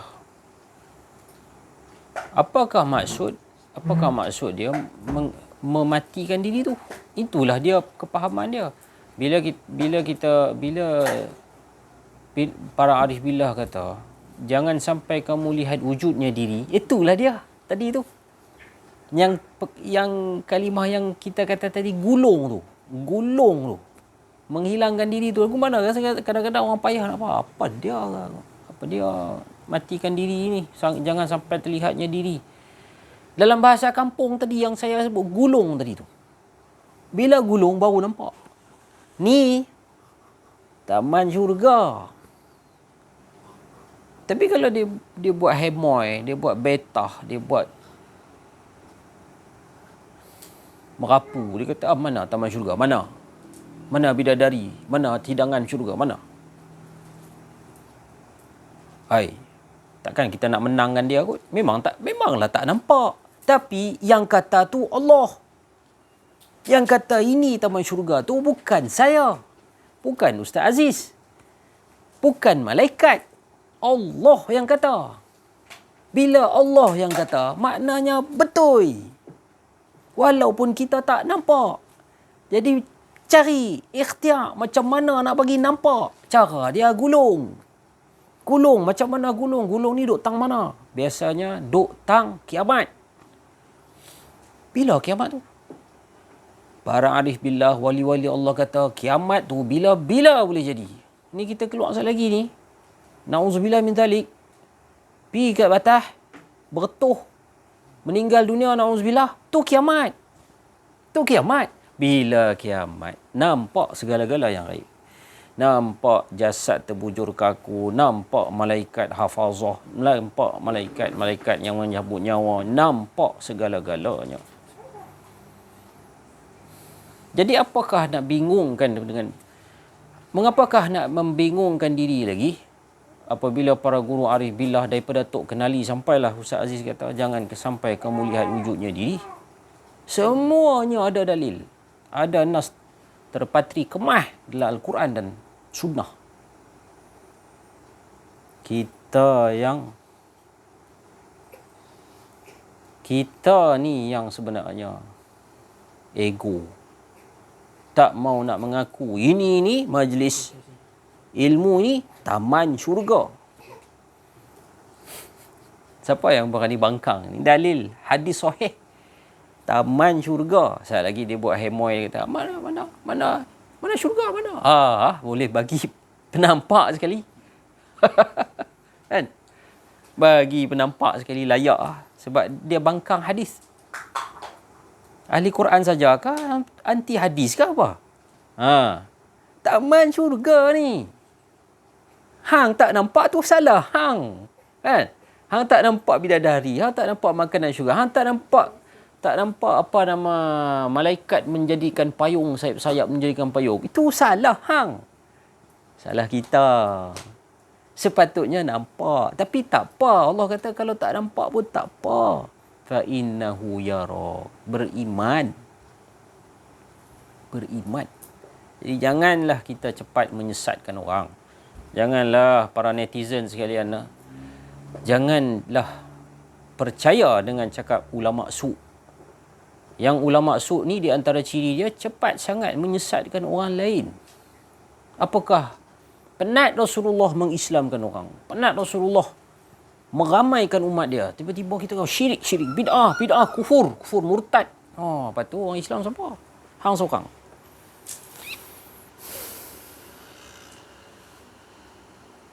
Besar tugas kita. Kita duduk di dalam negeri itulah. Para sahabat sekalian. Tapi dalam kita membicarakan benda ni, jangan sampai kita wala ta'tadu. Wala ta'tadu ni maksudnya jangan sampai kita ni melampaui batas. Maksudnya kekal dalam keadaan kita tidak ada kedirian. Yang kedua, bila ada kedirian, dia mai rasa macam-macam. Kerana kedirian itu adalah permulaan maksiat. Dia mai rasa sombong. Maksiat tu. Maksiat paling besar sombong. Apa dalilnya maksiat paling besar? Sombong. Dalilnya ialah walaupun sebesar biji sawi, ada sombong, tak layak bau syurga. Bukan tak layak masuk syurga. Tak layak bau syurga. Bau pun tak layak bagi orang yang ada sekelimit rasa sombong dalam hati. Macam mana cara dia? Inilah yang para arif billah, ulama-ulama kempen. Jangan ada keakuan diri. Allahumma salli ala sayyidina Muhammad. Pasal apa umat Islam kena ada macam ni? Kerana kita nak pergi jauh. Kita nak pergi jauh. Bukan kita kata kita tiap-tiap hari kita bangun belah kambing. Bukan kata kita bangun tiap-tiap hari kita nak pergi bendang. Bukan kata kita bangun tiap-tiap hari kita nak start behu. Bukan kata kita tiap-tiap hari kita bangun kita nak tengok lembu. Bukan kata kita bangun tiap-tiap hari kita nak tengok arung manis. Dah cita-cita kita jauh. Kerana apa? Kalau setakat itulah Islam, Nabi Muhammad tak payah membuka. Tak payah hijrah. Tak payah Nabi Muhammad membuka Yaman. Hantar sahabat yang sangat dikasihi, Muaz bin Jabal. Tak payah hantar Amrul As pergi buka Mesir. Tak payah hantar Sa'ad Abi Waqqas pergi buka China. Tak payah hantar sahabat-sahabat. Allahumma salli alaihi wasallam. Tariq bin Ziyad ke apa? Buka Spanyol ke apa? Tak ada jihad dah. Tapi jihad ni yang dah papui lah ni. Papui tak ada dah jihad. Kerana apa? Kita ni dikelilingi dengan fitnah. Sistem tu tadi. Sistem tu kita nak jihad je. Oh, ISIS kita nak jihad. Oh, tak apa, kita duk. Memang ada hadis kita hendaklah di akhir zaman ni ada tanda-tanda dia. Kita tidak boleh, Allahumma salli ala sayyidina Muhammad, tidak boleh bergerak tanpa bimbingan ulil amri. Kena ada ulil amri. Taat kepada ulil amri. Allahumma salli ala sayyidina Muhammad. Kerana zaman ini penuh dengan fitnah dan Rasulullah SAW berkata, ada hadis, hendaklah kamu membatukan diri. Maknanya ribat. Ribat. Membatukan diri. Cari yang paling penting di akhir zaman ni, memperkukuhkan jemaah. Memperkukuhkan jemaah. Kerana jemaah ni macam cermin. Kalau kita tergelincir, kita tengok, oh aku ni dah terpesong ni. Ada jemaah tolong ingatkan aku. Tolong ingatkan aku. Bagi kita macam bateri dah tak ada. Cah balik lah. Bagi bateri tu penuh balik. Tak ada duit tak apa. Akhir zaman tak ada duit tu bukan suruh jadi kaya. Jadi kaya pun banyak riba. Bukan pula suruh jangan tak kerja. Bukan pula suruh jangan duduk saja. Bukan pula suruh. Bukan. Tetapi maksudnya di sini ialah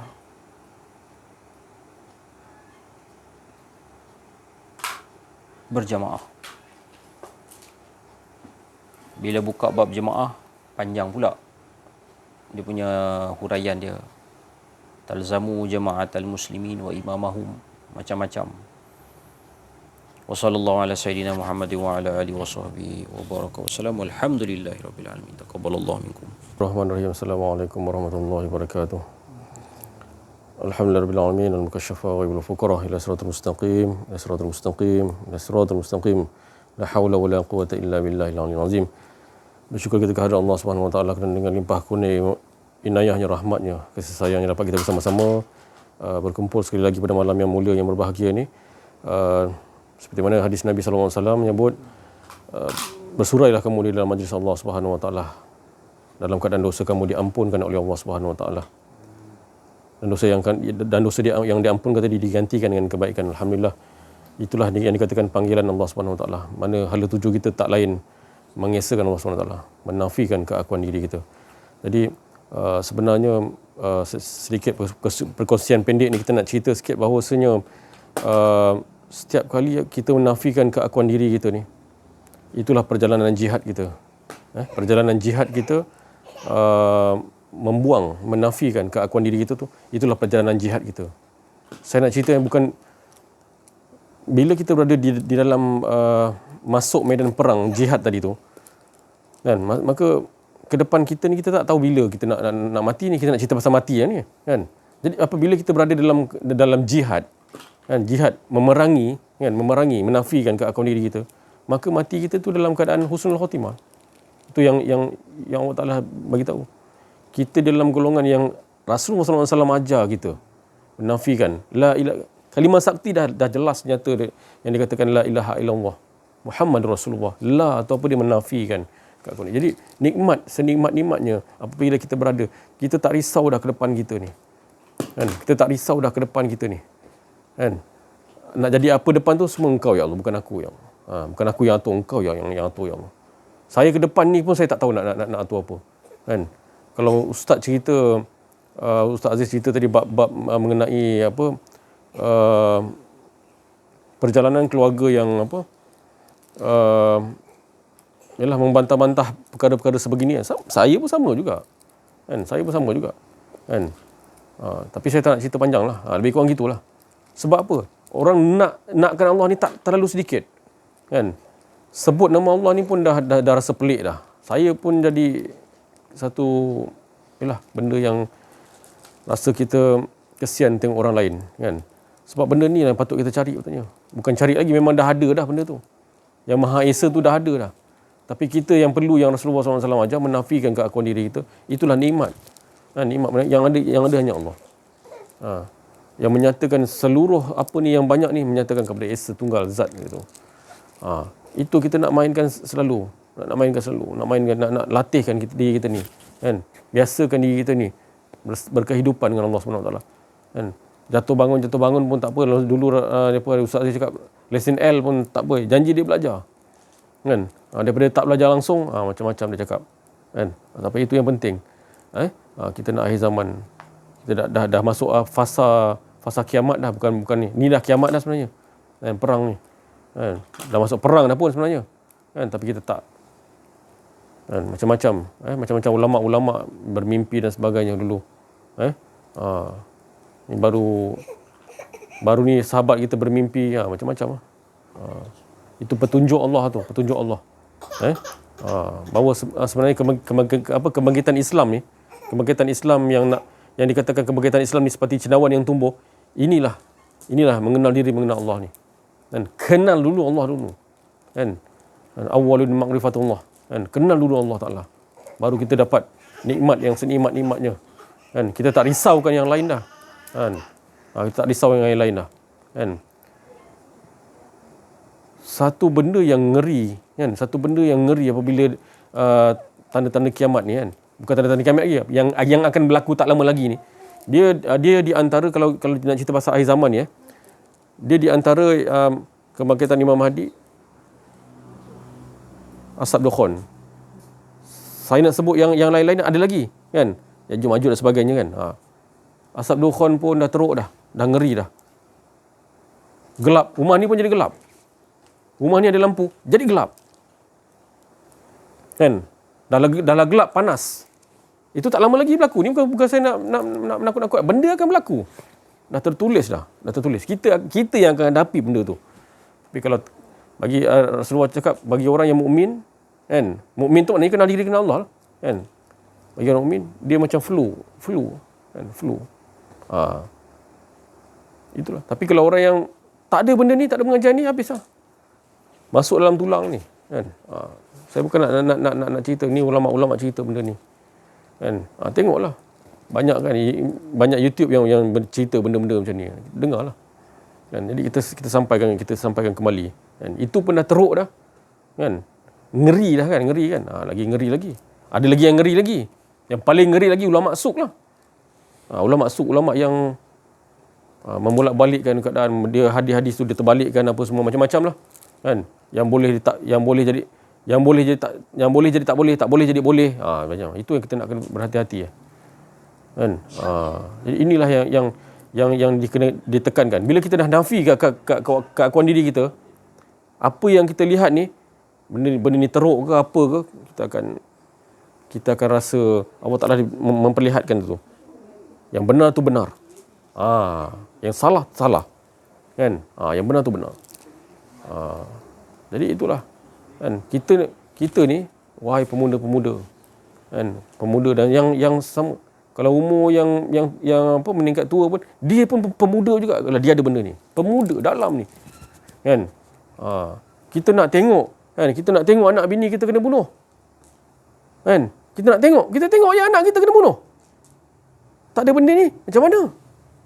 Tauhid tak ada. Macam mana? Habis. Anak-anak semua kena bunuh. Kita tak tengok ke? Zaman komunis, zaman Jepun dulu. Sap je gitu je. Kalau tak ada benda ni, apa nak jadi dengan anak isteri kita? Kan? Kita nak pertahankan anak isteri kita, tapi kita tak ada benda ni. Tengok je lah. Kan? Kalau bapak saya cakap, kan, pisau kontot pun tak ada kat dalam rumah. Nak cerita pisau kontot pun tak ada dalam rumah. Orang cerita gitulah. Kan? Bayanglah. Kalau senjata tak ada dalam rumah. Kan? Senjata apa? Pedang dan sebagainya. Itulah. Kalau yang Nabi cakap tu apa? Ada hadis-hadis. Kita kena tengok. Kalau 13 Mei tahun 1969 pemuda keluar, pemuda selepas berlaku 13 Mei yang ngeri di Kuala Lumpur, apa yang pemuda tu cari? Dia cari besi je. Kan? Untuk apa nak buat senjata? Mempertahankan diri dalam rumah. Kan? Mempertahankan diri. Ni kalau pisau, tapi kalau ada senjata machine gun dalam rumah pun, kalau tak ada benda ni, tak guna kak. Ini yang penting, tauhid. Kan? Ambil batu, baling pun boleh jadi bom. Kan? Itu banyak lagi lah saya diperlihatkan oleh Allah Subhanahu Wa Taala gitu. Dan cerita-cerita yang daripada alim-alim ulama, kan, menceritakan benda-benda ini. Dan saya pernah berjumpa dengan orang yang menghadapi 13 Mei sebelum dia meninggal tu. Saya pernah jumpa dia tengah stroke masa tu. Saya pergi dengan Ustaz Aziz. Kan? Dia ceritakan benda-benda ni. Baju berdarah dia pun ada dekat dalam rumah dia. Kan? Itulah. Jadi, mari kita sama-sama memperkukuhkan. Jadi nanti Allah Ta'ala akan atur, susun benda ni semua. InsyaAllah, mudah-mudahan. Jadi setakat ini saja untuk pengusian daripada saya. Assalamualaikum warahmatullahi wabarakatuh. La haula wala quwwata illa billah. Allahumma salli ala sayyidina Muhammad. Bismillahirrahmanirrahim. Sebenarnya malam ni macam biasa saya pun tak tahu cakap apa. Cuma saya bersyukurlah pada malam ni kerana ketentuan untuk hadir pada malam ni adalah ditentukan oleh Allah SWT. Itu saja. Assalamualaikum warahmatullahi wabarakatuh. Alhamdulillahirabbil alamin. Alhamdulillahillazi hadana li hadza wa ma kunna linahtadi laula an hadanallah. Asyhadu an la ilaha illallah wahdahu la syarikalah wa asyhadu anna Muhammadan abduhu wa rasuluh sallallahu alaihi wa ala alihi wa sahbihi haqqa qadrihi wa miqdarihil azim. Alhamdulillah. Terlebih dahulu itu juga saya panjatkan setinggi-tinggi kesyukuranlah kepada Allah SWT yang mana dengan hidayah, taufik, inayah, dengan rahmat dan kasih sayang daripada Allah SWT, maka alhamdulillah Allah SWT mengizinkan dan mengatur susunkan sehingga saya dan kita semua dapat bersama-sama pada malam ini di majlis mentauhidkan Allah Subhanahu Wa Taala, majlis meninggikan kalimah Allah SWT, kalimatul ikhlas, la ilaha illallah Muhammadur Rasulullah. Kalimah yang kita katakan kalimah tauhid, kalimah yang mana kita nak nafikan keakuan diri kita, nak keluarkan dan leburkan keakuan diri kita. Kita ni tidak ada apa, tidak ada kuasa, tidak ada kudrat, tidak dapat buat sesuatu pun tanpa izin, tanpa kudrat daripada Allah Subhanahu Wa Taala. Jadi alhamdulillah, Guru bagi tahu tadi ni kita sifat ikhlas lah, satu daripada yang saya ingat tadi ni, ikhlas. Yang mana bila kita buang keakuan diri, maka ikhlas akan datang insya-Allah. Kita tak ada keakuan diri, kita leburkan dan kita nafikan keakuan diri kita dan kita isbatkan Allah SWT yang bagi segala-galanya.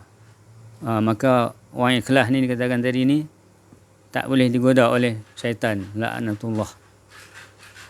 Yang mana syaitan pun Tok Guru kata tadi ni, dia pun ada tugas dia. Macam mana Allah kata dalam Quran tu, Rabbana ma khalaqta hadza batila subhanaka faqina azabannar.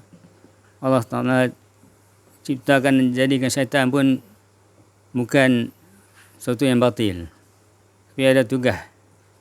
Dia hanya lakukan satu kesalahan ataupun kesilapan yang mana Allah Taala perintah supaya dia sujud hormat kepada baginda Adam AS, tapi dia ingkar, aba wastakbar, dia sombong dan juga dia ingkar, dia takabur.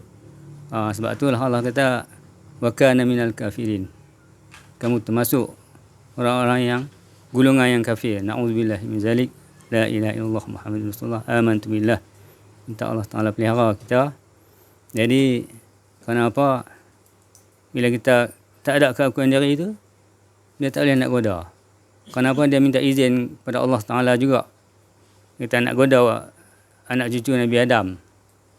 Jadi Allah Ta'ala izin. Sebab itulah dia boleh goda, dia boleh hasut kita, boleh menyelewengkan kita, tapi Allah Ta'ala kata orang yang ikhlas, orang yang tak ada keakuan diri ini, dia tak boleh.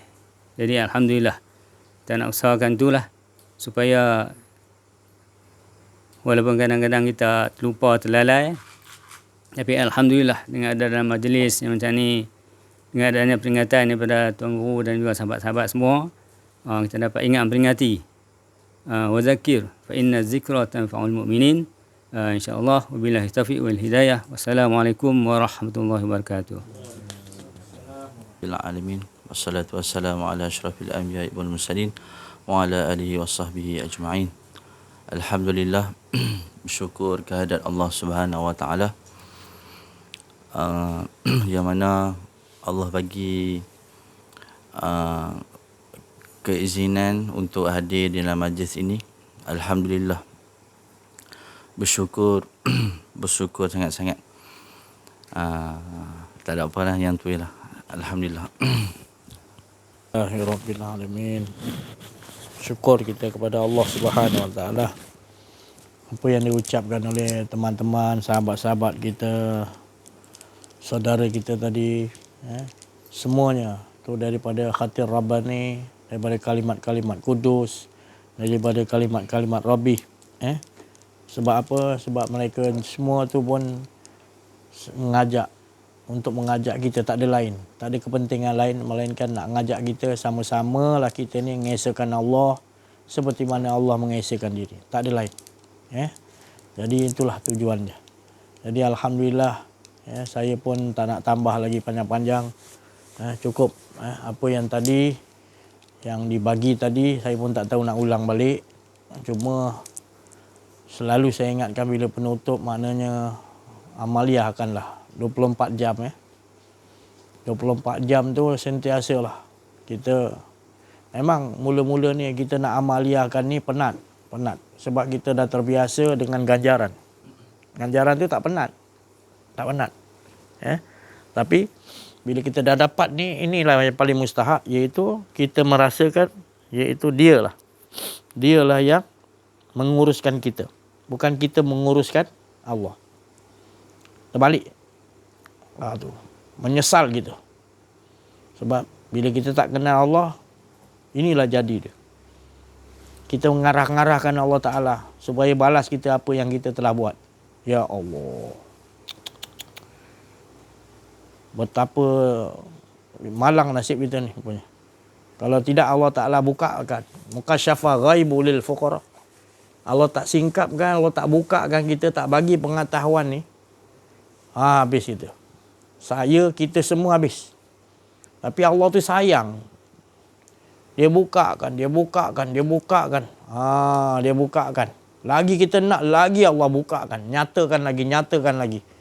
Supaya yang kita nampak wujudullah saja. Yang ada hanya Allah. Dia bagi lagi. Besok manis dia lain. Besok nikmat dia lain. Bila kita ni hilang keakuan diri, nikmat dia, ya Allah, dia bagi lagi, tak puas, dia bagi yang kita tak mampu lah. Punya Allah Ta'ala sayang tu. Bila kita dah betul-betul nakkan betul-betul Allah, sebenarnya Allah lah. Allah yang bagi kita semangat ataupun keimanan, keyakinan untuk nakkan kepada dia. Ini kan cerita dia kan. Jadi kita tak tertipu lagi selama ni. Kita ingat kita ni buat sesuatu tu, apa kau nak balas ya Allah? Apa? Pergi mana pun, baik mana-mana kita pergi pun, mesti kita akan masuk syurga. Kita bukan saya cakap syurga tak betul, tapi jangan maknanya kita ni nak bawa manusia tu kepada darajat yang itu, darajat yang maknanya bukanlah kita kata kita tinggi. Itu darajat tu maknanya darajat yang menyembah Allah tu demi kepada selain Allah. Maknanya masih lagi maknanya bukan saya cakap tak boleh. Untuk peringkat permulaan anak kita darjah 1, kalau periksa bapa hadiahkan nombor 1, abah hadiahkan Robert. Nombor 2 abah kereta racing kecil tu. Jadi anak kita minat apa, kita akan bagi upah, dia bersemangat ke situ. Dia budak kecil punya amalan. Jadi jangan kita perbudak-budakkan sampai dia dah umur dah tua lanjut pun masih lagi kita nak upahkan dia lagi. Dan kita kenapa jadi begitu? Tak cukup-cukup ke kita dah upah. Ya, kita tak nampak ke yang membagi upah tu lebih mustahak? Sebab dia tu dah cukup bagi kita dah. Allah bagi kita. Nabi Ayub saya nak ceritakan tadi. Sampai dah tahapan ujian dia dah berat sangat dah. Sampai isteri dia sampai gunting rambut jual. Tak ada duit dah. Dia dah cakap dah, jangan kau sampai jual kau punya. Tapi isteri dia jadi tak tahan dah tengok Nabi Ayub tak makan kan. Tak paksa pergi pasal jual rambut. Rambut dia cantik. Rambut Siti siapa nama isteri Nabi Ayub. Cantik kan rambut isteri Nabi. Dia gunting tudung balik, dia jual. Laku lebih banget. Dapat dengar cerita macam tu. Nabi Ayub kata maknanya dia tinggalkan Nabi Ayub. Sebelum tu dia bagi tahu, abang kita dah susah ni bang Ayub. Lebih kurang itulah. Abang Ayub kan Nabi. Kan? Nabi ni dicintai Allah. Abang mintalah kepada Allah. Nabi Ayub kata apa? Memang betul aku ni Nabi. Tapi aku malu dengan Allah. Aku 25 tahun dia bagi aku penuh dengan nikmat. Rakyat aku taat, tanaman aku bagus, aku kaya, aku senang macam 25 tahun. Ini aku baru 20 tahun diuji oleh Allah. Baru 20 tahun lah. Malu aku nak minta. Malu nak mohon pada Allah. Boleh dia mohon, boleh hilang semua. Tapi dia malu. Macam tu sekali darjat dia tu.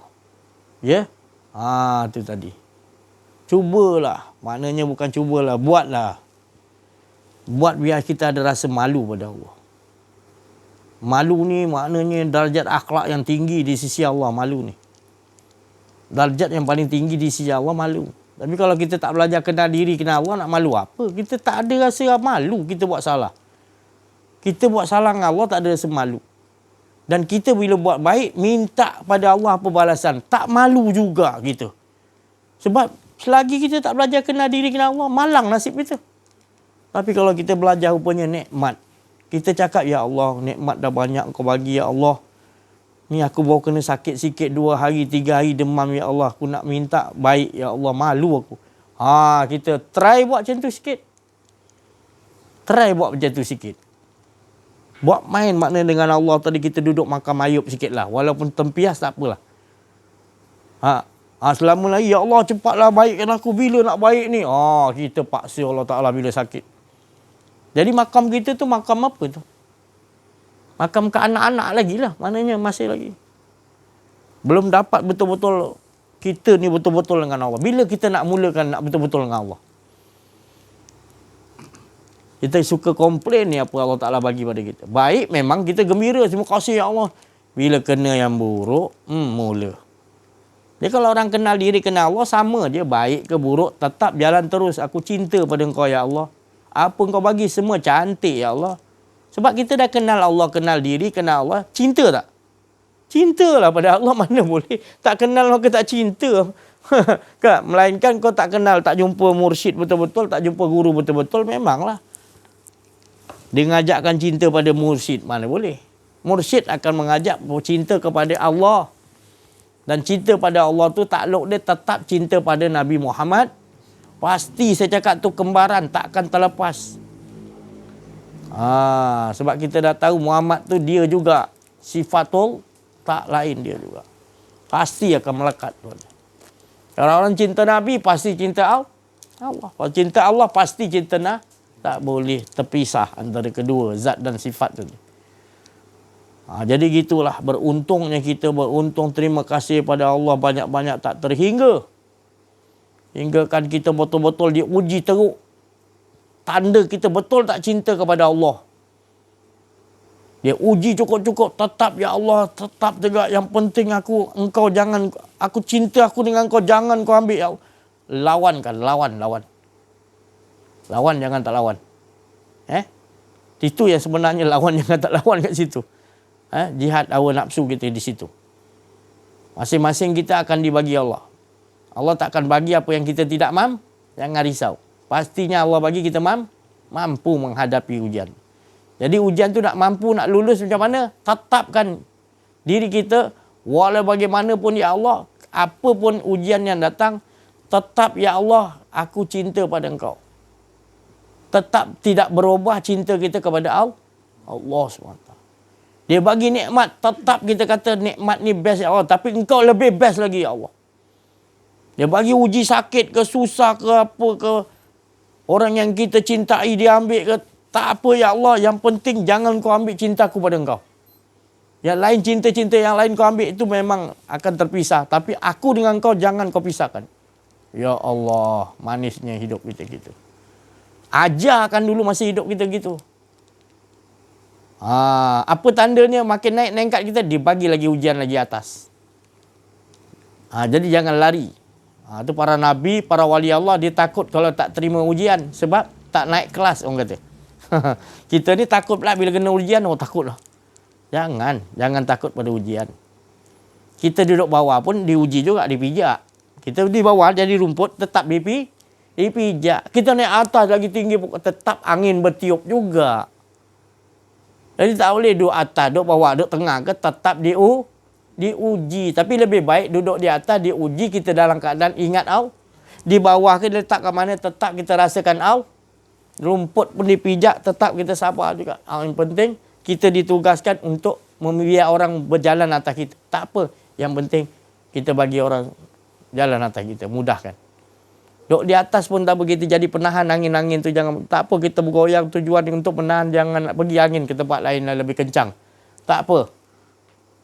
Jadi begitu. Untuk mengesakan Allah SWT. Tak ada lain ni dulu. InsyaAllah. Sama-samalah kita bawa pelajaran yang datangnya di sisi Allah. Saya mengatakan ini pelajaran daripada Allah, bukan daripada saya. Sebab apa pun yang pendengar-pendengar YouTube, ada yang tanya pada saya, boleh ke saya tak payah bai'ah dengan Tuan Syekh ni, dengan Ustaz, dengan Mursyid ni, jadi kita kena bai'ah ni.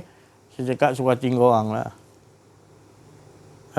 Sebab apa yang kau dengar ni tadi, semua daripada Allah kan. Tak boleh Syekh ni lah. Itu terserah hangga orang lah. Sebab aku tak ada kena-mengena.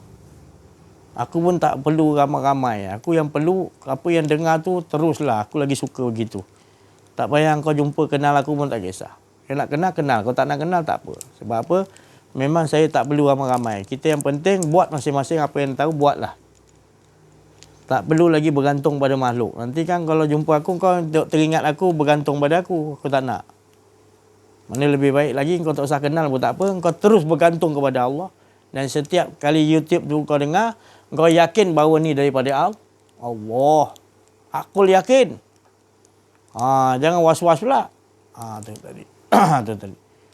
Nanti bila dah bai'ah pula, kau bangga pula. Oh, aku dapat. Salah juga. Jadi yang pentingnya sekarang kita terus hakul yakin.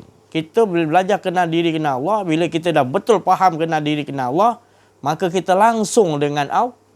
Nabi pun gitu. Aku mengenal Tuhanku dari Tuhanku. Kata Nabi Muhammad SAW. Oleh sahabat tanya, Nabi aku nak kenal Allah macam mana ya Rasulullah? Sahabat tanya. Kau kena ikutlah aku punya cara. Macam mana aku tunjukkan nanti.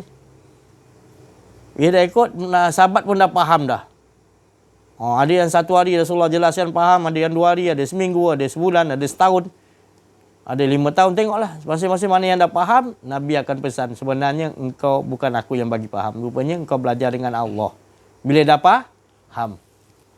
Jadi pendengar-pendengar YouTube yang dah faham, sebenarnya bukan daripada saya, daripada Allah. Teruslah bai'ah dengan Allah langsung. Tu terus. Tak boleh lah ni. Terserah. Terserah. Saya senang je. Terserah lah. Ya. Kalau kau nak bergantung lagi pada makhluk, teruslah. Oh, mudah je saja. Orang lain belajar ni kena gini-gini, dia mudah. Allah suruh mudahkan. Kalau nak cek susah, serahlah. Tu tadi. Kita kan belajar ni nak bertambah yakin ke nak bertambah tak yakin? Enggak? Bertambah yakin lah. Teruslah. Pernah ke Allah tinggalkan kita? Pernah ke benci kita? Dan tujuan Nabi Muhammad SAW diutus untuk nambah yakin ke supaya tak yakin? Tetap juga ya. Yakin juga. Jadi perlukah kita pada makhluk untuk yakinkan kita pada Allah bila kita dah kenal Allah? Perlu ke? Perlu. Nah, kita dah kenal diri, kenal Allah, kita tak perlu dah keyakinan mana pun. Sebab Allah dah bagi kita keyakinan tu, ya kapnun, yakin tu daripada ya mutaklimun. Tu. Maha berkata-kata dia kepada kita, iaitu dengan satu bahasa yang halus, yang tanpa huruf, tanpa perkataan. Itulah kita yakin kat situ. Bukan datang perkataan tu daripada siapa-siapa, melainkan yang mutakalimun, melainkan yang berkata-kata tu Allah. Dia berkata-kata di alam roh. Dalam diri kita roh. Dan roh tu tak lain daripada Nur Muhammad, sifatullah. Dia juga, dia berkata-kata dengan diri dia sendiri. Dia sendiri yang soal, dia sendiri jawab. Ada lagi kelakuan diri lagi. Buangkan. Alhamdulillah, tenang kita. Kita tak risau dah. Sebab apa yang risau kita jaga adalah jangan ada kelakuan diri. Itu je. Yakin. Itu. Yang penting kita sentiasa. Tidur kita peluk Allah. Bangun tidur dengan Allah. Berjalan dengan Allah. Makan minum dengan Allah. Macam mana makan minum dengan Allah ni? Itu dah cakap tadi. Bila dah kenal diri, kenal Allah, kita tak nak makan minum dengan diri kita. Kita akan makan minum dengan dia. Bukanlah Allah tu perlu makan minum. Maknanya dengan dia. Kita bukan makan makanan tu. Kita makan sifat hayat yang hidup, yang tiada mati. Kita makan cahaya iman. Kita makan bertambah iman untuk mengesakan Allah. Bertambah nur cahaya. Bertambah yakin, bertambah terang kita dengan makan tu tadi. Bukan nak makan tu jadi darah daging saja. Jadi kuat je, bukan. Menghala mengesakan Allah dengan makanan yang kita makan. Sebab makanan tu tak memiliki kudrat ataupun kuasa. Yang memiliki kuasa adalah sifat hayat yang tiada mati. Cahaya iman yang kadim tu yang kita nak. Yang berkekalan tu. Yang asal cahaya tu tadi. Kadim. Jadi kita makan pun sampai dah kita dah suapan Allah dah. Macam mana Allah suap? Dah siapa punya kudrat yang suapkan ni? Tu kata Abu Yazid Al-Bistami. Bila kita makan, kita makrifatkan Allah yang suapkan kita. Makanan yang tumbuh daripada makrifat kita mengatakan bahawa Allah yang nyuapkan. Tidak akan buat kita maksiat kepada Allah, darah daging yang tumbuh. Nampak? Hal lain bacaan tu dia kata tadi. 60 tahun orang syariat beribadah. Sesaat aja orang makrifat punya ibadah. Tak sama berat dia timbangan orang makrifat sesaat. Kerana dia rasakan Allah aja. Engkau 60 tahun kau rasakan keakuan diri kau, mana nak sama? Faman kana mu'minan kaman kana fasiqah la yastawi. Allah sendiri soal, Allah sendiri jawab. Apakah sama orang mukmin yang kenal diri, kenal aku para rasul, para nabi, para wali Allah, arifin billah, mereka itu kenal aku, dia golongan orang mukmin. Apakah sama orang mukmin punya ilmu, kefahaman dengan orang fasik? La, Allah sendiri jawab. Mana sama? Orang tak kenal diri, kenal Allah, dia fasik. Ya? Baik kau hafal Quran, baik kau hafal hadis, baik kau kitab berapa ribu, tapi kau masih tak kenal diri, kenal Allah, fasik. La yastawun, tidak sama sekali-kali. Bila Allah dah kata tak sama, cepatlah mengorak langkah balik kepada orang mukmin. Kenal diri, kenal Allah. Kau tak kenal diri, tak kenal Allah, Rasulullah kata, kau takkan jadi orang mukmin. Orang mukmin ni cinta kepada Allah. Dalam diri dia tu bergetar disebutkan kekasih dia Allah. Rindu, takut, malu dengan Allah. Tu.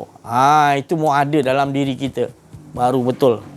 Kita kenal, tak kenal maka tak cinta. Bila kita kenalkan dulu diri kita kepada Allah, baru kita beramal, baru syok.